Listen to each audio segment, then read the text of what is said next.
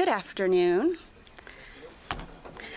Secretary Mattis spent this week on Capitol Hill talking about the Nuclear Posture Review and the National Defense Strategy, which will drive our budgets for the next 4 years.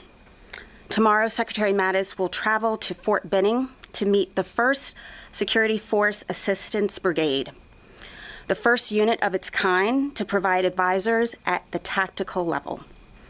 Next week, the Secretary will travel to Europe to reaffirm key alliances and partnerships in the region. Switching gears, I'd like to share 2 unrelated announcements with you today.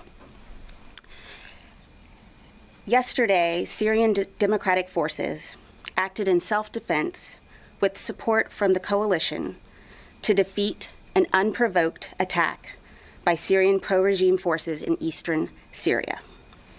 Pro-regime forces initiated what appeared to be a coordinated attack on Syrian democratic forces east of the Euphrates River deconfliction line.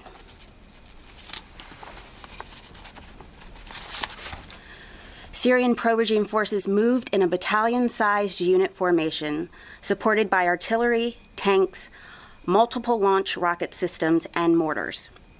After 20 to 30 artillery and tank rounds landed within 500 meters of the SDF headquarters location, Syrian Democratic Forces, supported by the coalition, targeted the aggressors with a combination of air and artillery strikes.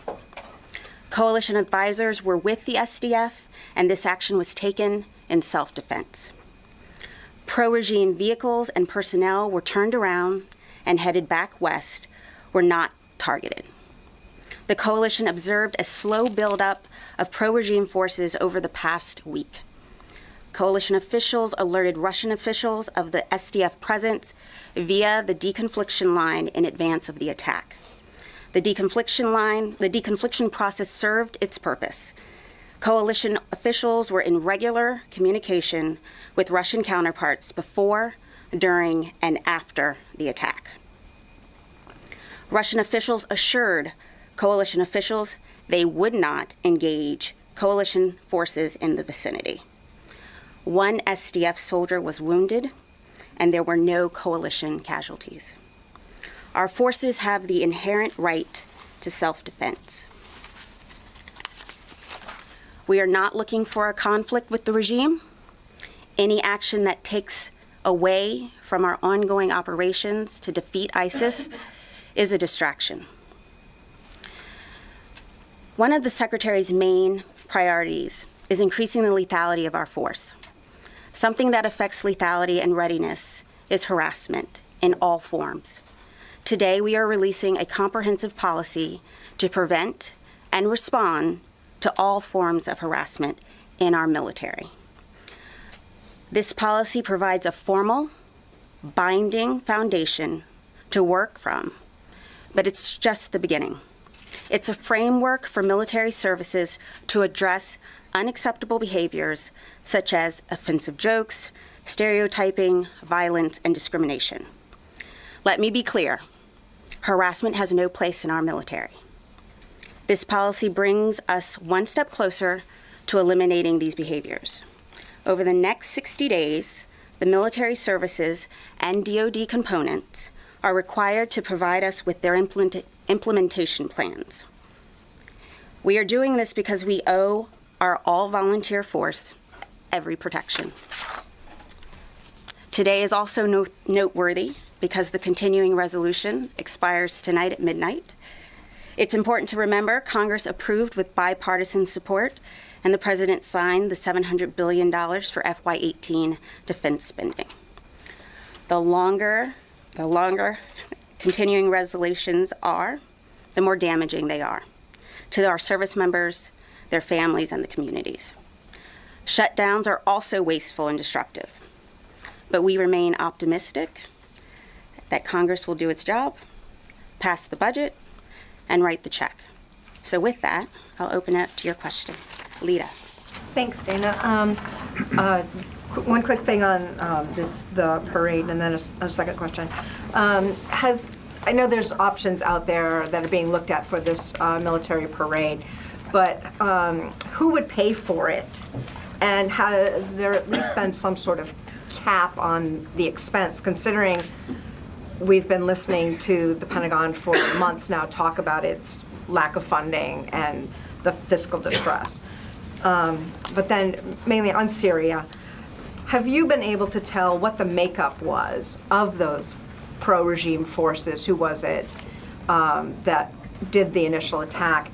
And does this make you concerned that the Russians aren't able to either influence or control the pro-government forces, since they knew about this for days, obviously, and they weren't able to dissuade them from making this attack? With respect to the parade, right now we are still in initial planning stages. This is an opportunity that the president often looks for opportunities to honor and appreciate our service members. We are looking at several different options. Right now, the Army is the executive agent on it, but we don't have those options yet. We're still in the nascent stages. When we have those options, we will provide that to the White House, and the president will decide. With respect to the Syria and the composition of the aggressors, I'm not going to speculate on the composition of those aggressors, but I will tell you that we were in regular contact with the Russians. The deconfliction line worked, and we always reserve the right to self-defense. Well, how do you say the deconfliction line worked if you're in contact with the Russians over those several days, and yet the attack still happened, and there apparently may have been Russian contractors within that force? Doesn't that show a lack of influence? And I would have you. I'm not going to speculate about people's motives or what the influence is. I can tell you that we had a very productive conversation insofar as we told them they knew what was happening. They agreed not to attack coalition forces. So from that respect, it was successful. Again, we have the inherent right to defend ourselves. Jeff. Thank you. Just going off of that question, were there any Russian troops or contractors that were part of this force that attacked the coalition and SDF? I don't have any information, and I'm not going to speculate on the composition of the regime, or of those forces, pro-regime forces. Tara. Thank you, Dana. We did a Military Times poll on the parade, and so far 45,000 people have responded. It's been a pretty high response rate. 88% of our readership is against the idea of a parade, citing that, you know, there's other budget priorities for the military. It's a very heavy military readership. Is this really the right thing to do at a time when the military is trying to get back to readiness levels hurt by CRs, hurt by operations? You know, why focus on a parade? This was an opportunity. This has been discussed for a little bit. The president is looking for opportunities to honor our service members and to show appreciation.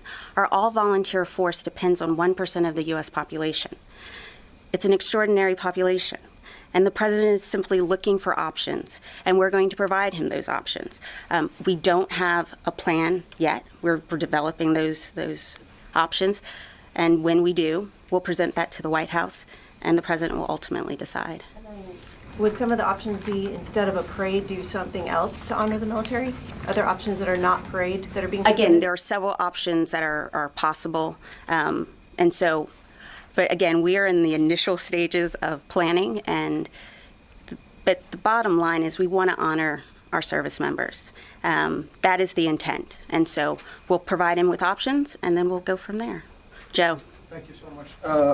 When you say you don't want to get into the details of the identity of the pro-regime forces, does it mean that the Pentagon is ruling out that those pro-regime forces were like fighters backed by Iran? I'm simply just not going to speculate on the composition of the force. Okay. What about the casualties among the Syrian forces, the pro-Syrian forces? I mean, there are many numbers. Some reports are talking about more than 100 pro-regime forces were killed. Do you have any information on that? Could you confirm this number, the more than 100?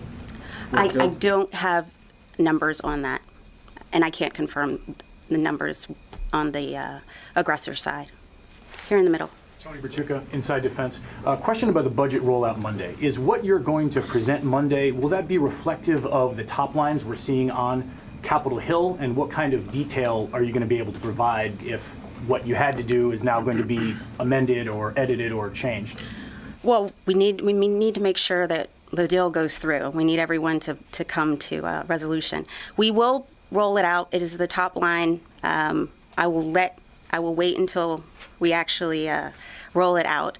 But it's important to know that the National Defense Strategy informed those top lines. And so this is a strategy-driven budget.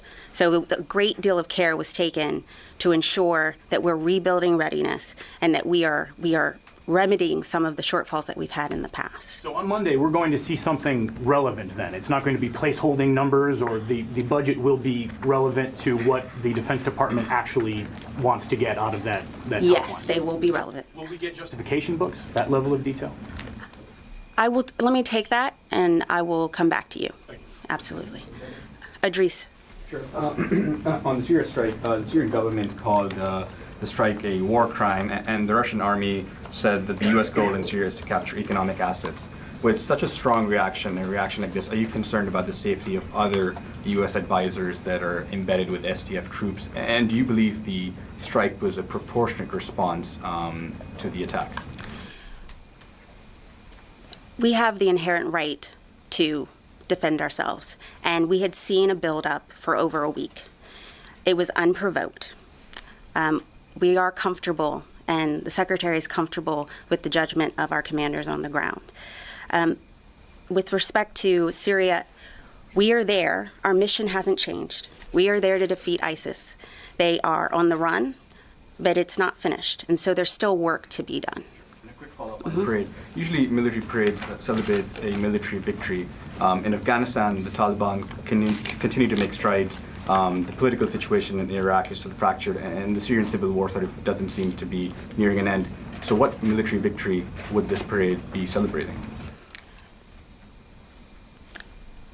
The intent behind the President's request was to honor our military service members and their sacrifices, and to show our appreciation for what they do. That's the intent, and we are working to provide different options for the President to decide. In the back. Rafael Salido from FA News. Good afternoon, Ms. White. I have two quick questions on Syria. First of all, had there been any U.S. casualties? Is there any plan of how to react to that in the eventuality that may happen? And the second question would be, you keep on talking that right now you are focused on defeating ISIS, that's the main goal, but it would be probably unwise not to have like a long-term strategy. What's going to happen once you defeat ISIS? I mean, the situation in Syria, it's really hard to imagine. Will you just simply leave and leave the Kurds and the Syrian Democratic Forces? Will you recover the weapons? What's the plan, may I ask you? The military goal is to defeat ISIS in Syria. Our position is to provide our diplomats with the strongest position so that they can find a diplomatic solution through the Geneva process. That's the goal. And on the casualties, on the U.S.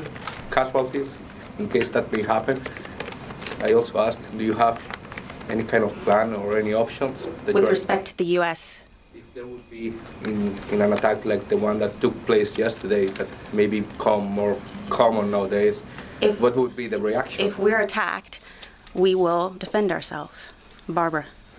What is the Pentagon doing to ensure that military members who either are on active duty or with signed contracts who are DACA recipients are not deported? There's over 800 of them, we're told, by the Pentagon. What are you doing to protect these people? We are always going to respect the service of our service members. Right now, we are working with our colleagues at Justice and the Department of Homeland Security with the way forward.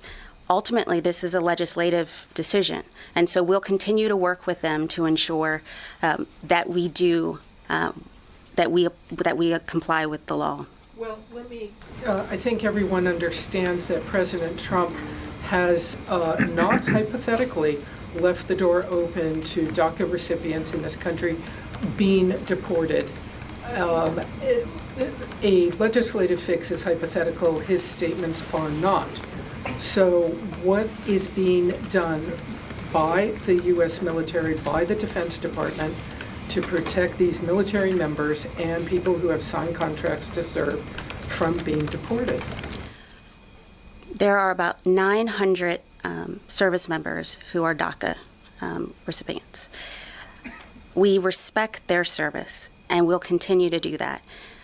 We will also work alongside our colleagues within Justice and Homeland Security to find a way forward. That is the purview of those departments, immigration, citizenship, that is their purview. So we'll work with them, but continue to respect and honor the service that these service members have given. So just to be clear, for these military people, for these 800 DACA military recipients, there are no, I just want to make sure I understand exactly, there are no special protections that they can continue to serve in the military or join the military with their signed contracts. They are, in fact, even as active duty military members, they are subject to deportation. We are going to ensure. You're not saying there's no special category.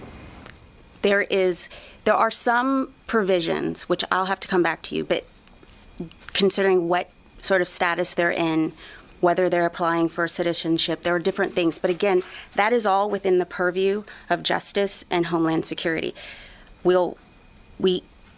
We respect and admire all of their work, but there is a political decision that has to be made, and we will work with our colleagues in the interagency to ensure that we follow the law. Can I just follow up on two other things you mentioned? I want to make sure I understood to other questions.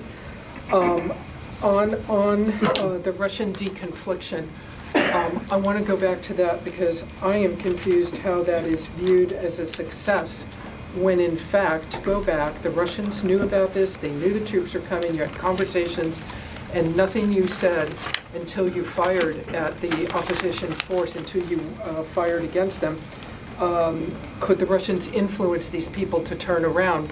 So I don't, question number one, I still don't understand the answer, how that is a success of the Russian deconfliction line. The only success appears to be that the Russians promised themselves not to shoot at us. And the other question I didn't understand was Lita's very first question. Who pays for the parade? There's sort of two choices here. It's either taxpayer money or it's not. That's not in the planning options. The question is, who pays for it? Okay, to your first question, why was it a success? The deconfliction line worked because, number one, the Russians, we deconflicted and they understood and didn't fire on us. And if you're those people, it's a good thing not to be fired on. Two, the deconfliction line allowed us to, deconflict and understand where everyone was, and we were able to defend ourselves, and the aggressors turned away. They went back. After the fact, the Russians couldn't turn them around. Well, I would ask you to go to the Russians about what their influence is. For us, the deconfliction line worked. Hans, let me get one more person. Hans. On the sexual harassment policy, was this in response to anything specific? Was this Secretary Mattis driven? Was the Secretary simply saying enough is enough? And then can you give us some specifics on what it does as an increased punishment? Walk us through it. So in NDAA, the National Defense Authorization Act of 2013, Congress actually mandated that we have a policy.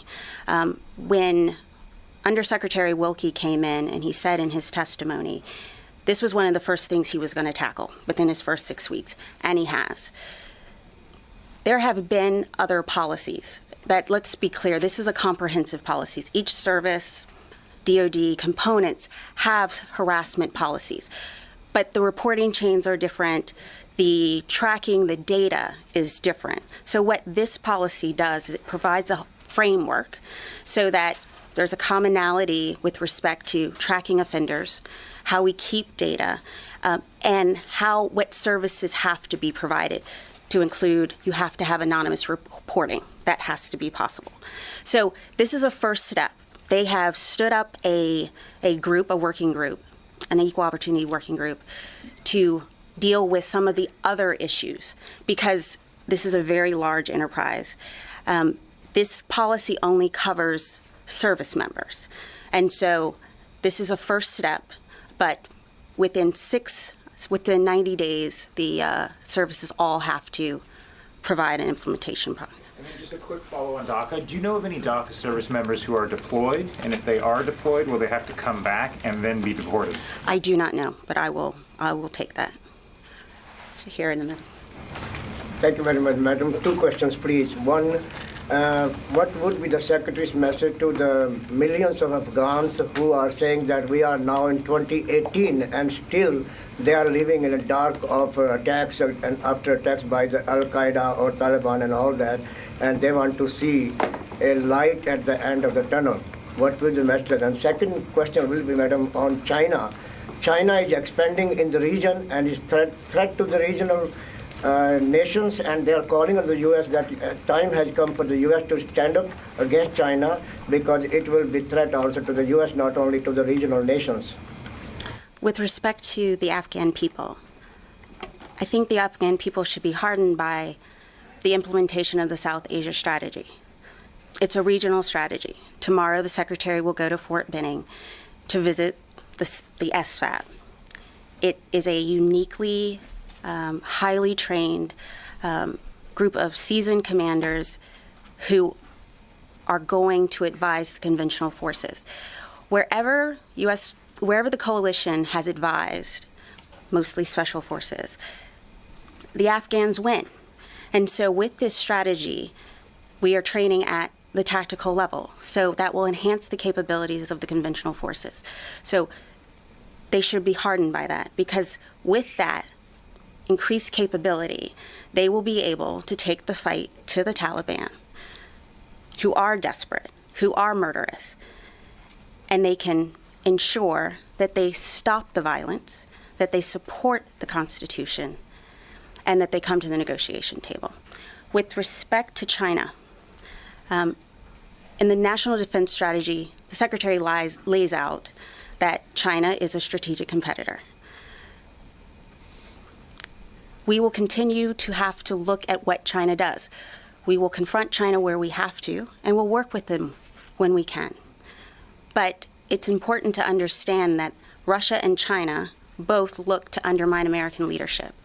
And so that's why it's so important that we do have stable budgets, because there's an investment that's required to ensure that we expand the competitive space. And that's the message with respect to China. Christina. Thank you. On the military parade, what cities are being considered, and what are the considerations that are going to be given to host cities? So we are, again, in the nascent stages of putting that together. There are several different options, but nothing has been set in stone. We are putting together several options. The Army is the lead, and when we have those options, we'll present those to the President. We don't know if it's going to be in Washington, D.C. or this area. We don't know that. There are options, and we will explore those, and then the President will ultimately decide. Corey. On the DACA issue, Secretary Mattis has spoken constantly about readiness and lethality being his #1 priority. It seems to me that having 800 to 900 service members who don't know what their status might be going forward seems to be a readiness issue to me. Does the Secretary consider that issue a readiness problem if it's not taken care of quickly? The Secretary thinks that we need to resolve these issues because, one, tonight the CR expires and we could be in a shutdown. The Secretary is looking through the lens of lethality on everything. We will work with our colleagues, but ultimately immigration and citizenship, those are within the purview of the Department of Justice. And is also an issue for the legislature. Ma'am, we have time for a few more questions. Tony. Disparate, non-parade questions. Mattis is going to NATO next week. Yes. Reuters broke an interesting story that he, in January, wrote to NATO asking for a semi-permanent presence in Iraq. A, did he write such a letter? And B, will that be a message that he lays out? The Secretary will at NATO lay out, one, the National Defense Strategy. The Secretary has talked often about NATO members doing more, to include contributions to Iraq and Afghanistan. That there are now 70 members of the coalition for de-ISIS and 41 with respect to resolute support. He will continue to carry that message. He often says countries with alliances thrive. And so his mission there is to ensure that we continue to strengthen that alliance. Your second question? Well, was the letter, did he write a letter to NATO articulating his desire for a semi-permanent presence? There was a letter. I don't know the exact details of that, but the Secretary often communicates with our NATO partners about their contributions. The harassment task force you laid out, you said something interesting about banning offensive jokes. Who determines offensive jokes, and will you have like a murder board? Seriously, there's a freedom of speech issue too. Absolutely. I mean, you can determine vulgarity, but offensive is in the eye of the ear, kind of, so to speak. Can you say, what is there going to be like a list of what constitutes offensive words, like George Carlin's magic words in the 70s? I like that you got George Carlin in here today. I do. Now I'm like running George Carlin things in my head. Thank you, Tony. The goal of the harassment policy is to address all issues of harassment. So the implementation policies will be developed by the services. They will come up with the framework.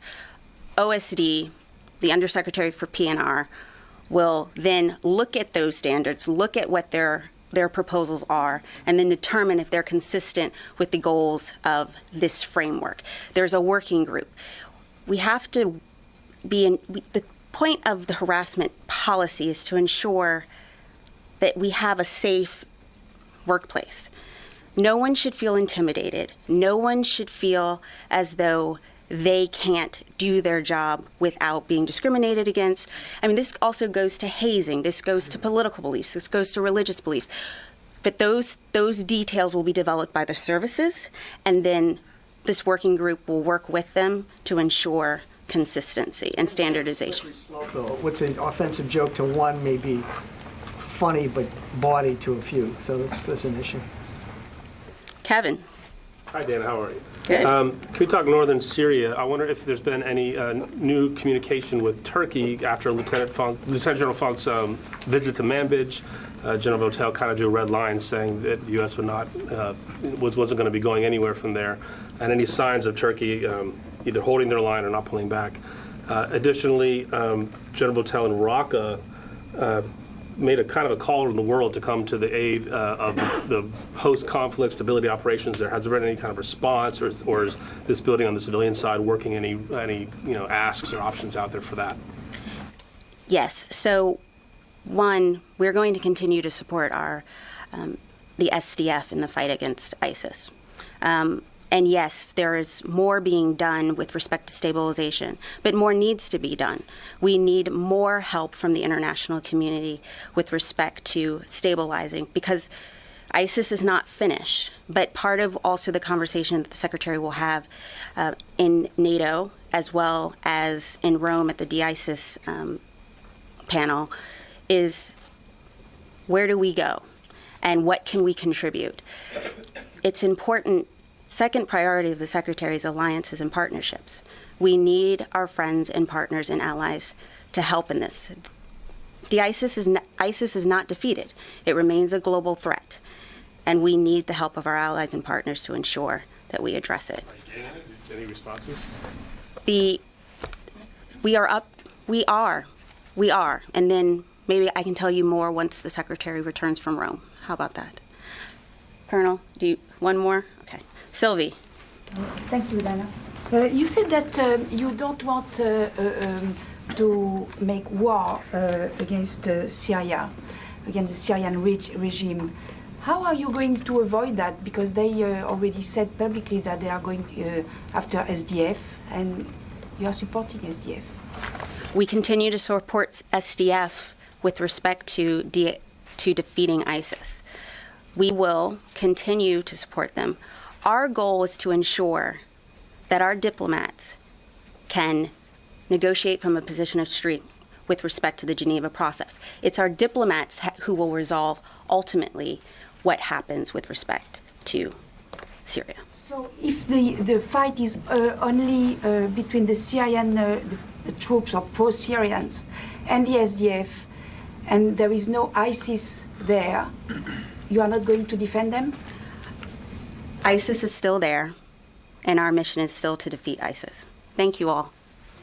Ladies and gentlemen, thank you so much for coming. We look forward to seeing you Monday for the rollout of the FY19 budget brief, and we'll send an advisory out for that prior to. Thank you. Have a good day. Thank you.